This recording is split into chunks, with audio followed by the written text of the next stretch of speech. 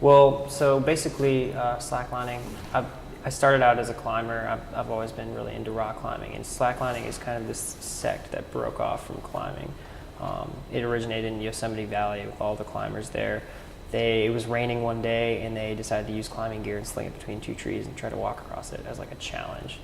I don't know how much alcohol was involved in that challenge, but but basically that's how it started.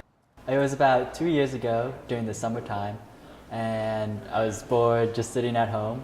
And I've always seen like slackliners up at LSB and BNE.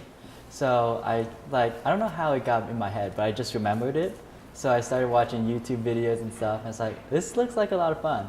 So I just researched and I found out all the information, and I went out and bought like the equipment. So I just set it up in my front yard and just tried it. It took me a long time to like be able to stand up. I think it was about 3 weeks before I could actually stand on it. You know, a lot of people here in Morgantown are pretty outdoorsy, climbing, mountain biking, whatever. So that in that community, it's popular, and we think that once kind of word gets spread, people will sort of take interest.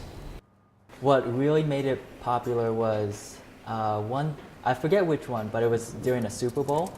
Andy Lewis was performing a halftime show with Madonna, and he was slacklining and doing a bunch of tricks, and that really brought up the sport and made it popular. I would say don't be afraid to walk up and ask to try. Like I said, the more the merrier. It's fun to teach people, it's fun to do it, it's fun to learn new things. You just don't know until you try it, and I'd like to encourage people to do that, you know, instead of just walking by and looking.